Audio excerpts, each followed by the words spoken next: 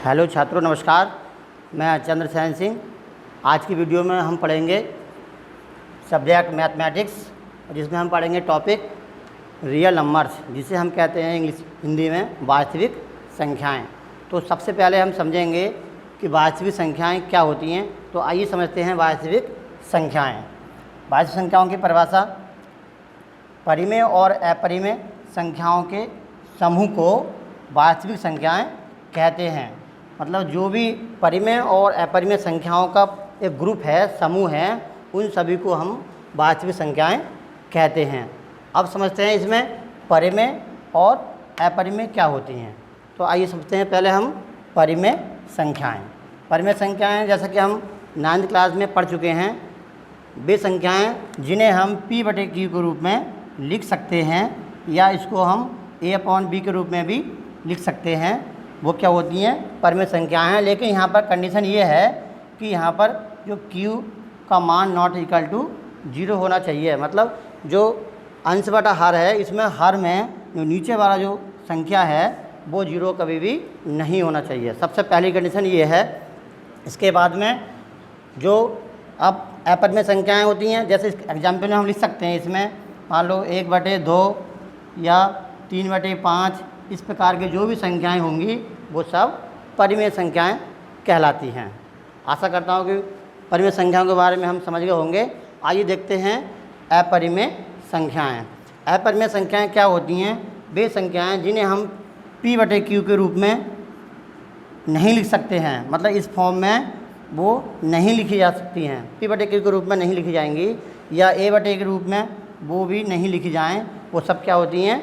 अपरिमेय संख्याएं होती हैं। इसको हम क्या लिखते हैं? आसान भाषा में समझते हैं।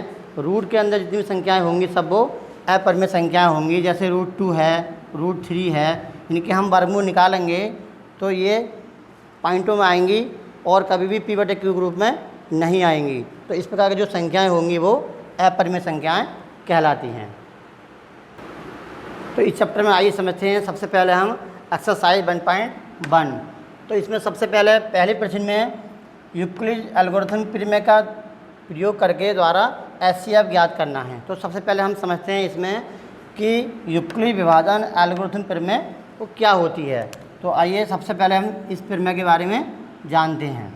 ये कोई नई परिमेय नहीं है, इसे हम पहले भी पढ़ चुके हैं। क्या होती है? यूक्लिड विभाजन एल्गोरिथम परिमेय: भाज्य बराबर भाजक गुणा भागफल प्लस शेषफल। यदि हम भाज्य को A मान लें और भाजक को B और भागफल को Q कह दें और शेषफल को रिमाइंडर। एक बार फिर समझें, जहाँ A भी कोई पूर्णांक है और Q क्या है? यहाँ पर ये क्वोशिएंट है। क्वोशिएंट का मतलब भागफल, और R क्या होता है? रिमाइंडर। रिमाइंडर मतलब शेषफल। तो ये हमारी जो एक रिलेशन बन के आता है इनमें, वो हमारा क्या होता है? यूक्लिड विभाजन एल्गोरिथम परिमेय कहलाती है। तो आइए समझते हैं सबसे पहला क्वेश्चन, यूक्लिड एल्गोरिथम परिमेय का द्वारा HCF ज्ञात करना। कैसे ज्ञात करते हैं? आइए देखते हैं। पहले पॉइंट में दे रखा है 135 और 225। 135 और 225 का हम जो अभी परिमेय हमने पढ़ी थी यूक्लिड विभाजन एल्गोरिथम परिमेय, उसके माध्यम से HCF ज्ञात करेंगे। तो सबसे पहले हम देखते हैं पहले पॉइंट में कि 135 और 225 में छोटी संख्या कौन सी है। तो जो छोटी संख्या होती है उस छोटी संख्या से बड़ी संख्या को हम क्या करते हैं? भाग करते हैं। तो यहाँ पर 135 है ये छोटी संख्या, और बड़ी संख्या है हमारी 225। हम छोटी संख्या से करेंगे इसको भाग। हम देख रहे हैं 135 का जब हम 225 में भाग करेंगे तो एक ही बार जाएगा। तो 135 का 135 घटाएंगे 0, और यहाँ पर कितना आएगा? ये 90 शेष रहेगा। अब हम क्या करेंगे?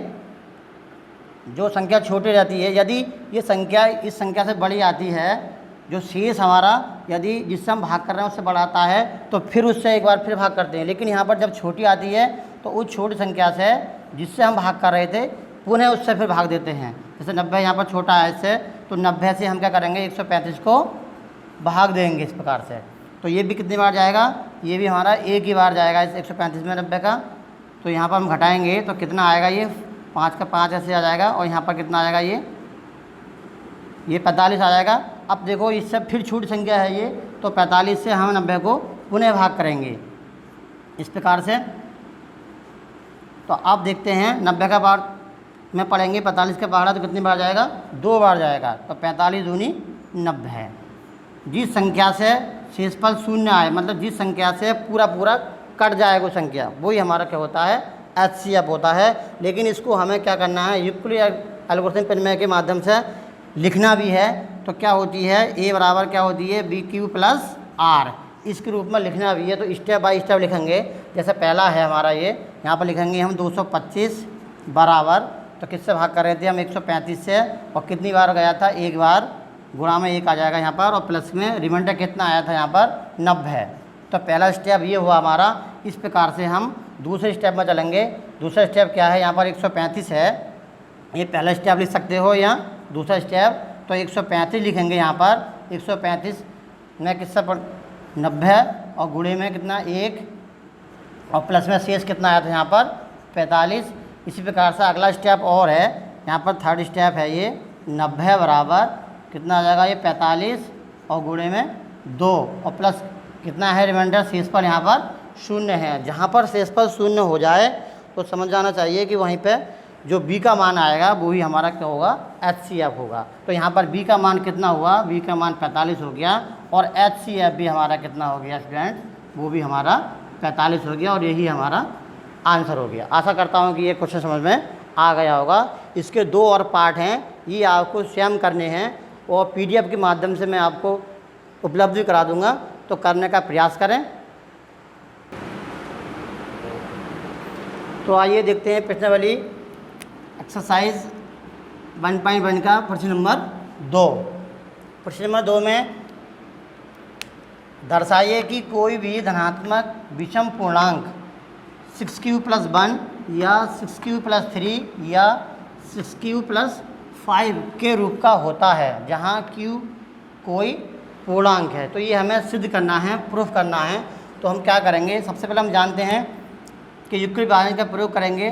तो सबसे पहले हम मान लेंगे, माना A बराबर BQ प्लस R इस रूप का होता है, जहाँ पर हम जानते हैं कि A B क्या है, कोई पूर्णांक है।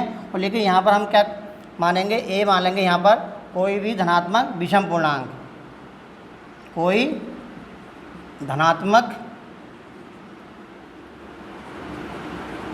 धनात्मक विषम पूर्णांक।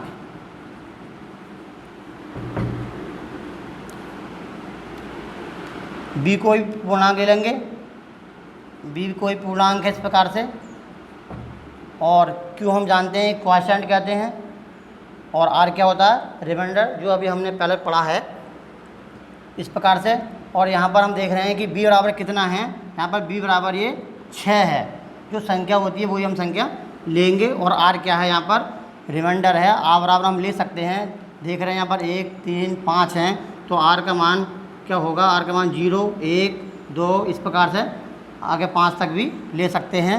तो यहाँ पर हम R की जो वैल्यू देंगे वो 0 से बड़ी होगी और B से छोटी होगी। तो इस प्रकार से अब हम मान लगाएंगे, देखते हैं। तो A बराबर यदि हम लें तो B के स्थान पर कितना लेंगे, 6 लेंगे, और Q और R के स्थान पर यदि हम 0 लें तो ये प्लस के 0 हो जाएगा। अब यहाँ कितना रहा, ये रहा हमारा A बराबर 6Q। इसी प्रकार से R के स्थान पर हम 1 लेंगे तो कितना आ जाएगा, ये हो जाएगा A बराबर 6Q प्लस 1। इसी प्रकार से यदि हम 2 लें तो A बराबर कितना हो जाएगा, 6Q प्लस 2। इसी प्रकार से आगे संख्या लेंगे तो कितना हो जाएगा, ये 6Q प्लस 3। इसी प्रकार से A बराबर कितना हो जाएगा, 6Q प्लस 4, और ले लें ये 5 तक, कितना हो जाएगा, ये 6Q प्लस 5। अब यहाँ पर हम देख रहे हैं 3 1 3 और 5, ये दर्शाना है हमें कि कोई विषम पूर्णांक हैं।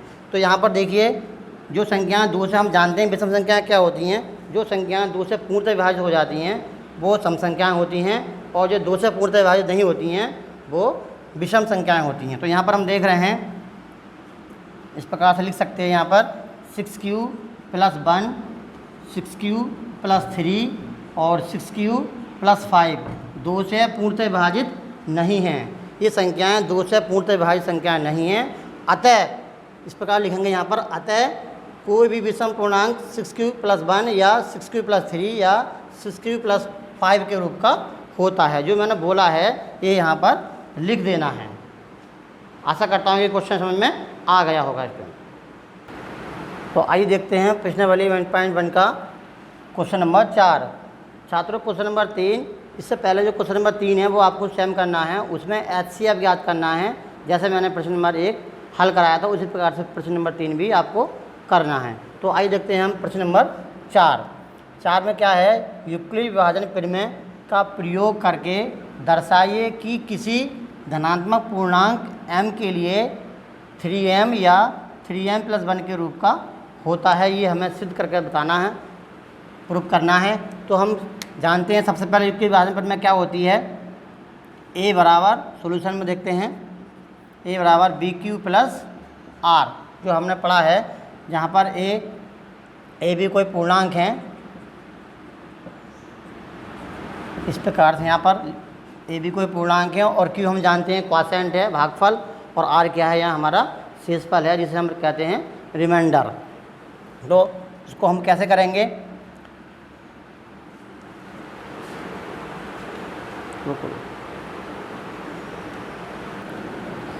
यहाँ पर हम क्या करेंगे, b के स्थान पर कितना लेंगे, वो 3 लेंगे। जो संख्या यहाँ दे रखी है वो संख्या हम b के स्थान पर लेते हैं। और r क्या है हमारे यहाँ पर, r के स्थान पर 0 और 1 लेंगे। तो हम क्या करेंगे, यदि छात्रों यदि इस क्वेश्चन में वर्ग दिया है तो वर्ग करेंगे और घन दिया है तो घन करेंगे। किस प्रकार से करेंगे आइए देखते हैं। तो हम क्या लेंगे, यहाँ पर 3q लेंगे और रिमाइंडर कितना है 0, तो कितना हो जाएगा, ये 3q हो जाएगा। अब यदि क्वेश्चन में वर्ग, जैसे इस क्वेश्चन में कहा था यहाँ पर वर्ग, यहाँ पर वर्ग लिख देना। आप क्वेश्चन को देख लेना, इस प्रकार से वर्ग करने के लिए कहा है तो इसका हम करेंगे वर्ग। तो दोनों यहाँ पर लिखेंगे, दोनों ओर का वर्ग करने पर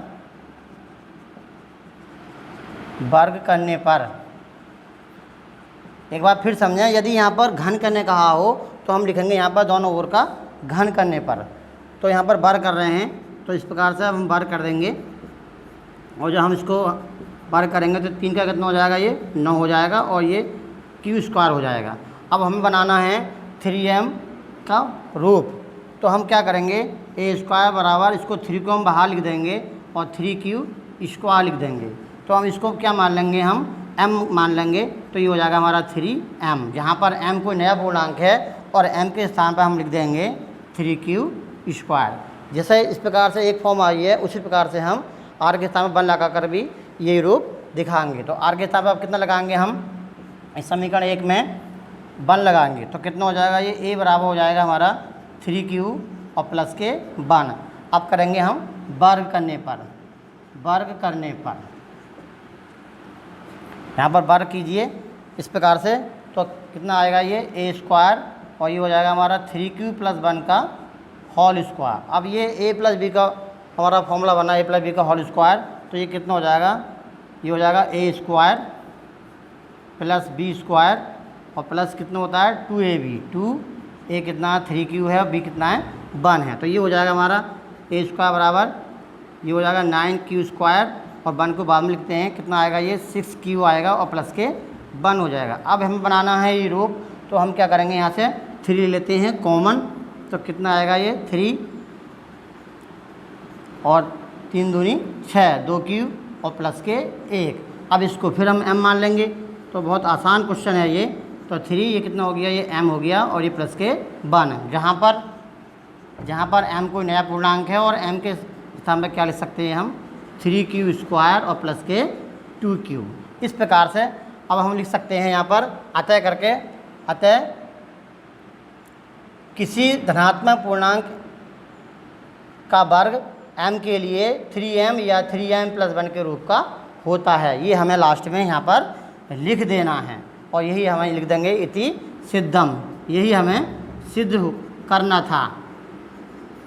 इस प्रकार से हमने सिद्ध किया है। तो मैंने ये सबसे पहले हमने एक्सरसाइज समझाई अभी 1.1। अब 1.1 के हमने जो क्वेश्चन समझाए हैं वो आपको ठीक प्रकार से समझने हैं और लिख कर भी रखें। इसके जो क्वेश्चन नंबर 3 और 5 से छोड़े हैं वो आपको घर से स्वयं करने हैं। अब हम पढ़ेंगे एक्सरसाइज 1.2। तो आइए देखते हैं प्रश्न वाली 1.2 का क्वेश्चन। पहला प्रश्न में कहा है इन्होंने अभाज्य गुणनखंडों के रूप में व्यक्त कीजिए।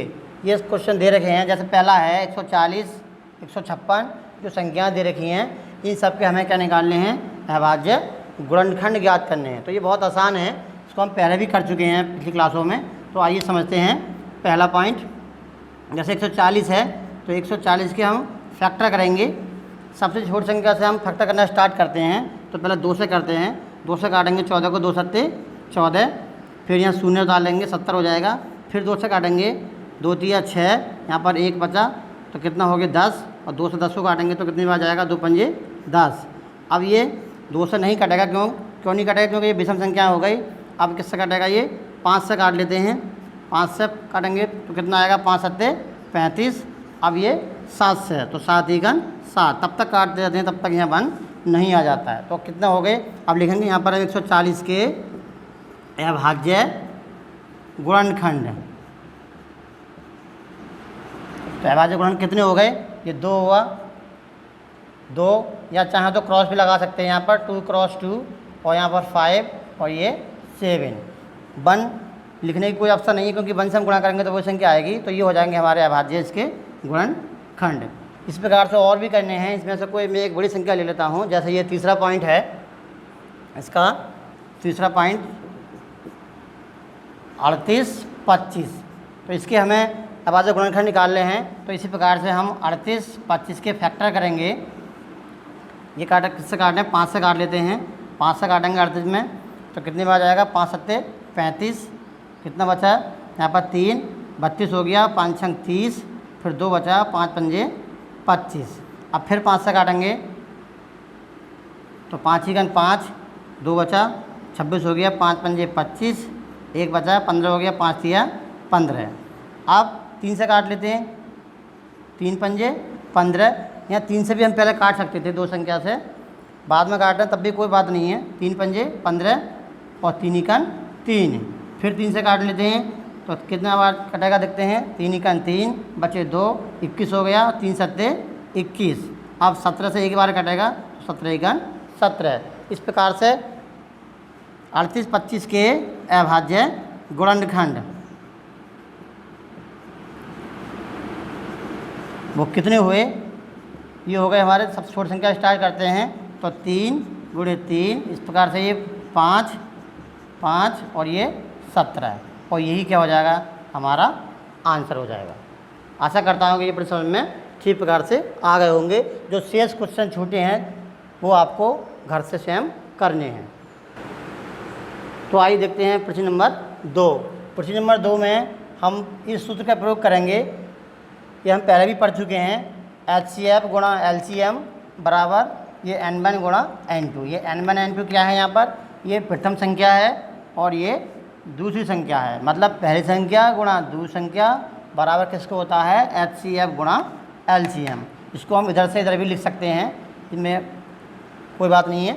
अब ये जैसे क्वेश्चन पहला पॉइंट है दूसरे का 26 और 91, क्या निकालना है हमें, LCM और HCF। तो HCF हम अभी निकाल चुके हैं, जैसे पहले निकाला था। छोटी संख्या से हम क्या करते हैं, किसको, बड़ी संख्या को भाग। तो कितनी बार जाएगा ये लगभग कितने चला, 3 बार चला जाएगा। 3 छंग 18 और 3 दूनी 6 और 1 7। घटाएंगे कितना आ जाएगा, ये 11 हो जाएगा। 11 में से 8 जाएगा तो 3 आएगा, और यहाँ पर कितना आएगा, ये 1 हो जाएगा। अब हम अभी देखो संख्या ये छोटी है तो 13 से किसको हम करेंगे, 26 को पुनः करेंगे इस प्रकार से। तो कितनी बार चला जाएगा, ये 2 बार चला जाएगा। तो 13 दूनी 26, शेषफल कितना आ गया, 0। मैंने कहा था जब शेषफल 0 आ जाता है जिस संख्या से कटने पर, वही हमारा क्या होता है, HCF होता है। तो यहाँ पर HCF कितना हो गया, किससे 0 आया, वो 13 से आया। तो 13 हमारा कितना हो गया, HCF। अब हम लगाएंगे ये वाला सूत्र, HCF गुणा, सूत्र लिखा है ये, यहाँ पर कितना लगाना है हमें, 13 लगाना है, 13, और यहाँ पर ये LCM। और पहली संख्या क्या है हमारी, 26 है, और दूसरी संख्या कितनी है हमारी, 91 है, 91 है। अब हम 13 से इसको काट देंगे, 13 से सीधा काट दीजिए, 13 दूनी 26, तो एलसीएम बहुत आसानी से निकल के आ गया। 2 से कर देंगे हम गुणा, 2 का 2 और 2 नाम 18।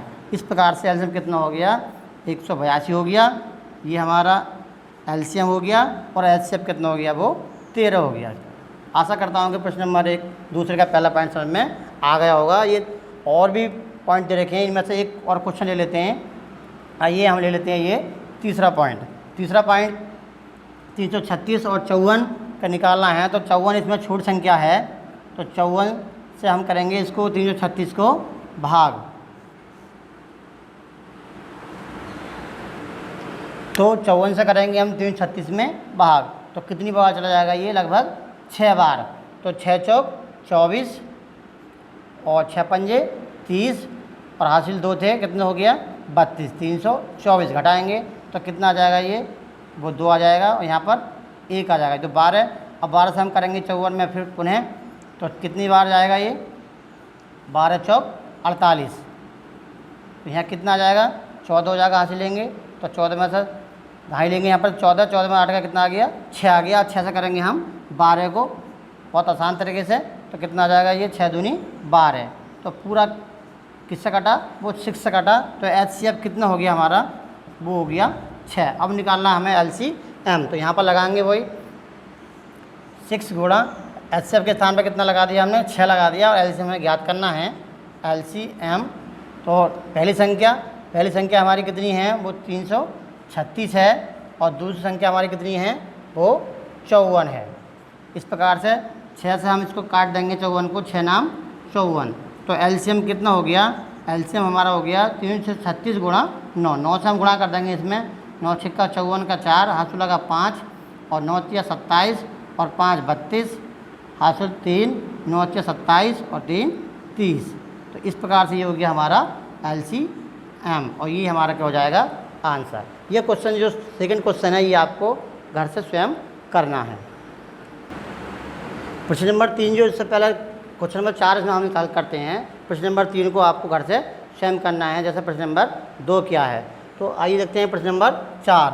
इसमें दे रखा है एचसीएफ 306 कॉमा, ये कॉमा लगा हुआ है यहाँ पर, और ये 657 बराबर 9। मतलब ये है क्वेश्चन में कि 306 और 657 का एचसीएफ इन्होंने दे रखा है कितना, वो 9, और हमें क्या ज्ञात करना है, एलसीएम। तो ये बहुत ही आसान प्रश्न है और ये प्रश्न पूछा भी जाता है, बोर्ड में कई बार पूछा भी गया है। तो इसमें सबसे पहले ये पहली संख्या है हमारी n1 और ये दूसरी संख्या है n2, और इसमें एचसीएफ दे रखा है। तो हमें पता है कि हम जानते हैं एचसीएफ और गुणा एलसीएम और बराबर पहली संख्या और गुणे दूसरी संख्या। तो एचसीएफ दे रखा है 9 और एलसीएम हमें ज्ञात करना है। पहली संख्या हमारी कितनी है, वो 306 है और दूसरी संख्या हमारी 657 है। तो 9 से हम इसको काट देंगे, इस प्रकार से और लिख सकते हैं इसको बड़ा करने के लिए भी। बटे में आ जाएगा कितना, यहाँ से ये 9 और 9 से इसको काट दीजिए, कितनी बार कटेगा, 9 तिया 27 बचे 3, 9 चौक 36, 34 बार। तो एलसीएम कितना हो जाएगा, 34 गुणे 657। जब हम इसकी गुणा करेंगे तो कितना आ जाएगा ये आ जाएगा हमारा 22,338। 22,338 हमारी गुणा आ जाएगी और यही हो जाएगा हमारा एलसीएम और ये आंसर। आशा करता हूँ कि प्रश्न नंबर 4 की प्रकार समझ में आ गया होगा। अभी हमने इससे पहले समझी थी एक्सरसाइज 1.2 के जो शेष प्रश्न छूटे हैं वो आपको घर से करने हैं, और इस वीडियो में हम आगे पढ़ते हैं एक्सरसाइज 1.3। तो 1.3 का आइए हम देखते हैं प्रश्न नंबर 1। प्रश्न नंबर 1 है, सिद्ध कीजिए कि √5 एक अपरिमेय संख्या है। ये हमें सिद्ध करना है। ये बहुत इंपॉर्टेंट प्रश्न है, इसमें से एक प्रश्न जरूर आता है बोर्ड परीक्षाओं में। मैं आपको बता दूं कि प्रश्न जैसे दे रखा हो √2 है, √3 है, या √5 है, या √7 है और √11 है। इस प्रकार से इसका एक तरह के सारे प्रश्न हैं। ये कोई सा भी एक प्रश्न आप कर लें तो इन सारे प्रश्नों को आप कर सकते हैं। तो हम समझते हैं यहाँ पर √5 से, ये आपको √5 से बताते हैं, ये आपको घर से आपको सभी को हल करना है। तो हम सबसे पहले करेंगे क्या, इसमें सिद्ध करना है कि √5 एक अपरिमेय संख्या है। तो हम इसका विपरीत मान कर चलते हैं, उल्टा मान कर चलते हैं। माना √5 एक परिमेय संख्या है, परिमेय संख्या है। हम जानते हैं तब तो परिमेय संख्या क्या होती है, वो P/Q के रूप में लिख सकते हैं या A/B के रूप में हम लिख सकते हैं। इसको हम इस प्रकार से लिख सकते हैं, जहाँ AB कोई पूर्णांक है, जहाँ AB कोई पूर्णांक है,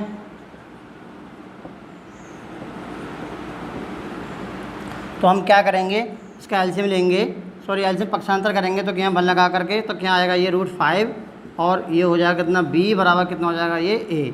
यहाँ लिख देंगे वर्ग करने पर रूट हटाएंगे यहाँ से ये, तो हम वर्ग करेंगे तो √5B का स्क्वायर हो जाएगा और ये हो जाएगा हमारा कितना, A²। तो √5 का जब वर्ग करेंगे, हम जानते हैं कोई संख्या रूट में होती है तो वर्ग करने से उसका रूट हट जाता है। तो कितना हो जाएगा, ये 5B² हो जाएगा और ये हमारा A² हो गया। तो ये कितना आ जाएगा, यहाँ से B² निकालेंगे तो ये आ जाएगा हमारा A²/5।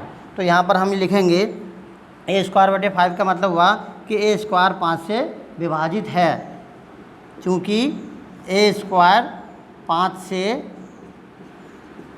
5 से विभाजित है, इसलिए A भी 5 से विभाजित है। अब हम करेंगे माना, यहाँ पर फिर पुनः मानेंगे, माना A बराबर 5C यहाँ पर कोई नया पूर्णांक है। इस प्रकार से इसको हम समीकरण 1 कह दें, तो यहाँ पर A के स्थान पर क्या लगाएंगे, हम 5C लगाएंगे। तो यहाँ पर लिखेंगे समीकरण नंबर 1 से तो कितना हो जाएगा, ये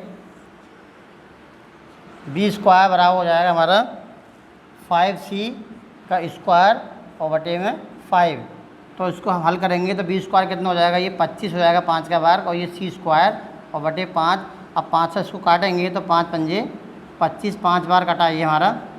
तो यहाँ से हम B² बराबर कितना आ गया, ये हो गया हमारा 5C²। यहाँ से C निकालेंगे हम तो C² कितना हो जाएगा, ये B² बटे में 5 हो जाएगा। यहाँ से जैसे ये थ्योरी लिखी थी मैंने थोड़ी सी कि A² 5 से विभाजित है और यहाँ पर ये B² है, तो यहाँ पर क्या हो जाएगा, ये B² हो जाएगा। इसी प्रकार से यहाँ पर जो ये थ्योरी जो लिखी है वो लिखनी है, A² के स्थान पर कितना आ जाएगा, B² हो जाएगा यहाँ पर। ठीक है, तो हम क्या लिखेंगे यहाँ पर कि B² 5 से विभाजित है, इसलिए B भी 5 से विभाजित होगा। तो ये यहाँ पर आपको थ्योरी इस प्रकार से लिखनी है। तो हम देख रहे हैं कि A और B में, यहाँ पर A तथा B में कम से कम एक उभयनिष्ठ गुणनखंड 5 है। और AB क्या है, AB कोई पूर्णांक है, AB कोई पूर्णांक है, इसलिए √5 कितनी हो गई, इसलिए √5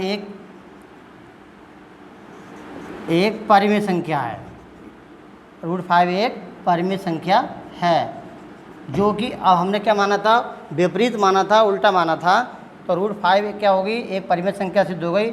यहाँ पे लिखेंगे जो कि हमारी कल्पना के विरोधाभास है, जो कि हमारी कल्पना के विरोधाभास है, मतलब विपरीत है, उल्टा है। अतः यहाँ पर लिखेंगे अतः √5 एक अपरिमेय संख्या है, अपरिमेय संख्या है। इस प्रकार से यदि इस में से कोई सा सवाल ही पूछा जाए आपसे, √2 है, √3 है या √7 है या √11 है, तो बिल्कुल सेम थ्योरी आएगी, बस संख्या चेंज हो चली जाएगी। यहाँ से यदि √3 पूछा है तो यहाँ पर 5 के स्थान पर हम 3 ले लेंगे, और 2 पूछा है तो यहाँ पर 5 के स्थान पर 2 ले लेंगे। इसी प्रकार से सारी थ्योरी ऐसी आनी है। ये बहुत इंपॉर्टेंट प्रश्न है, इस प्रकार का एक प्रश्न जरूर पूछा जाता है, अगली कक्षाओं में भी पूछा जाएगा आपसे, और बोर्ड परीक्षाओं में इसमें ज़रूर पूछा जाता है एक प्रश्न। तो इनको √2 है और √3 है, √7 है और √11 है, ये आपको इसी के माध्यम से करके देखना है, आपको करना है। चलो। आइए देखते हैं प्रश्न नंबर 2।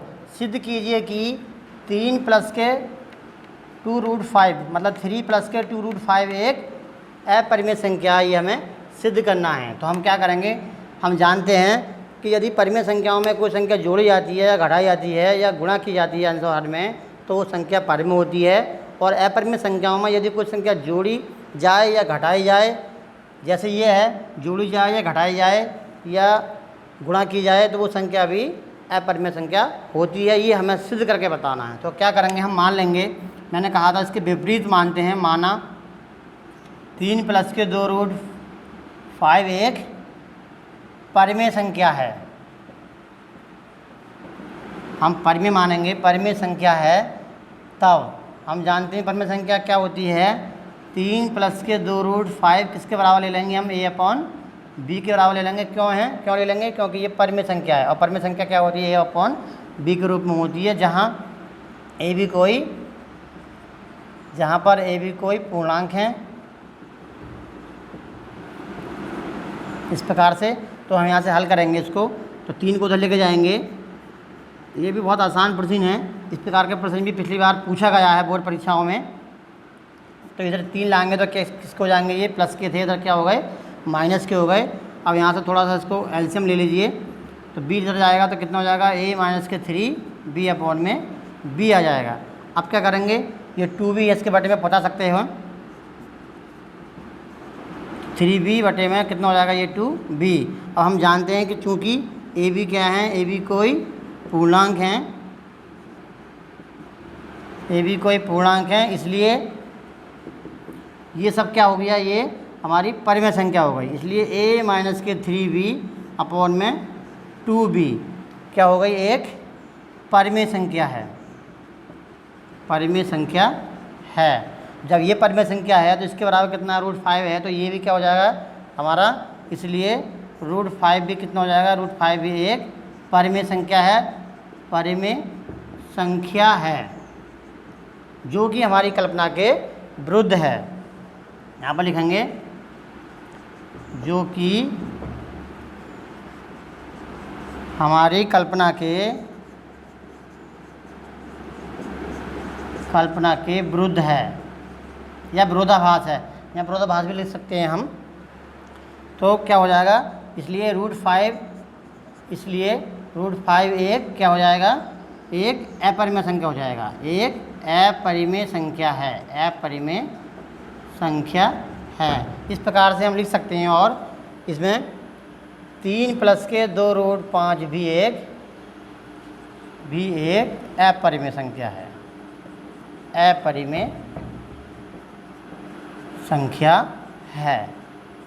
आशा करता हूँ कि प्रश्न नंबर 2 आपकी ठीक प्रकार समझ में आ गया होगा। इसी प्रकार से हमें सिद्ध करना है। यहाँ पर लिख देंगे हम इति सिद्धम। और भी जो क्वेश्चन है इस प्रकार के, यहाँ पर प्लस के स्थान पर माइनस भी हो सकता है, वो या गुणा भी हो सकता है या भाग भी हो सकता है। इसी प्रकार से इसको हम हल करेंगे।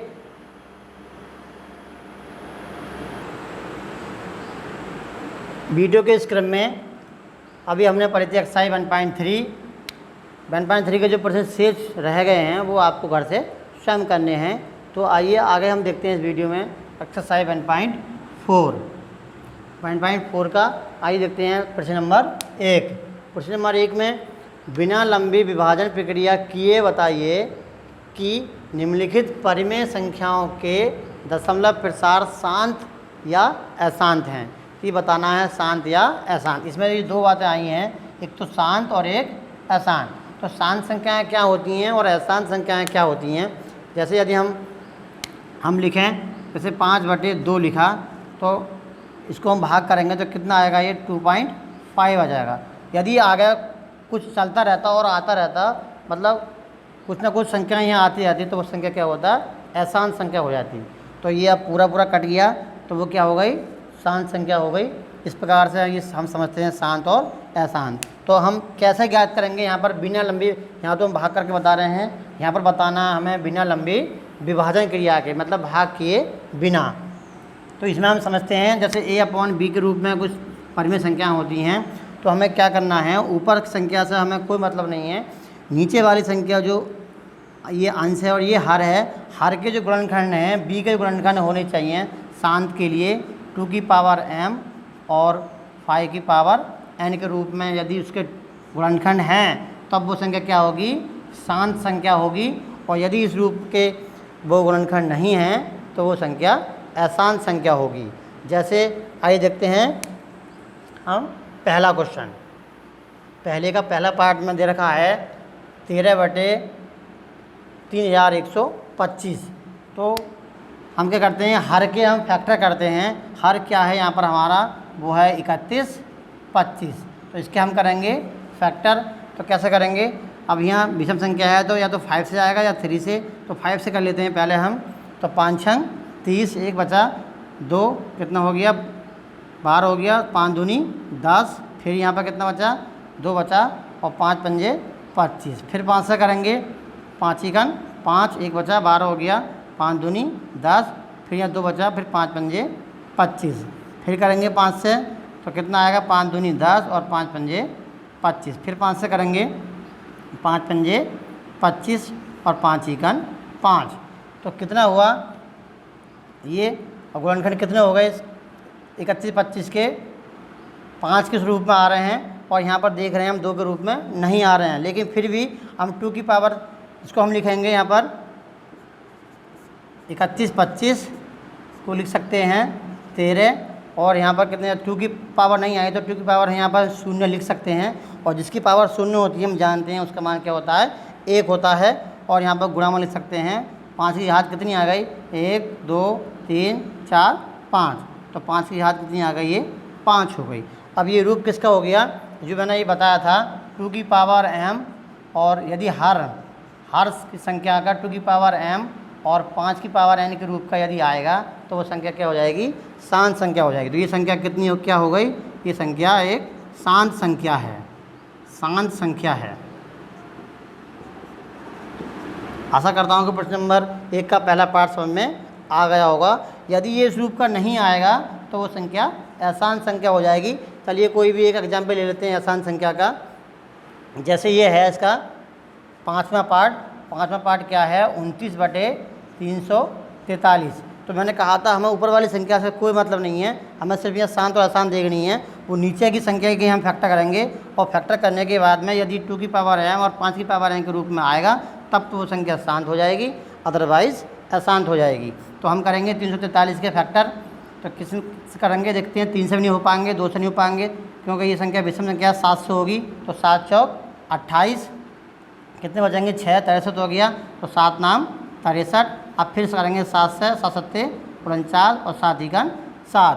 तो हम देख रहे हैं यहाँ पर 29 बटे इसके कितने आ गए 7 की पावर 1 2 3। हम देख रहे हैं कि ये 2 की पावर m के रूप में और 5 की पावर n के रूप में कोई भी फैक्टर नहीं आ रहे हैं। तो ये संख्या क्या हो जाएगी, अशांत संख्या हो जाएगी। तो इस कितनी हो गई हमारी, ये हो गई हमारी अशांत संख्या। इसी प्रकार से जितने भी प्रश्न हैं, ये जितने भाग हैं, ये सभी आपको हल करने हैं।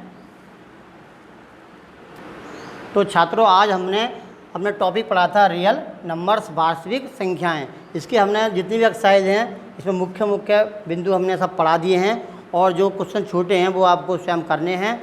इससे आगे का जो टॉपिक लेंगे हम अगला चैप्टर, वो इससे अगले वीडियो में लेंगे। ठीक है स्टूडेंट, धन्यवाद।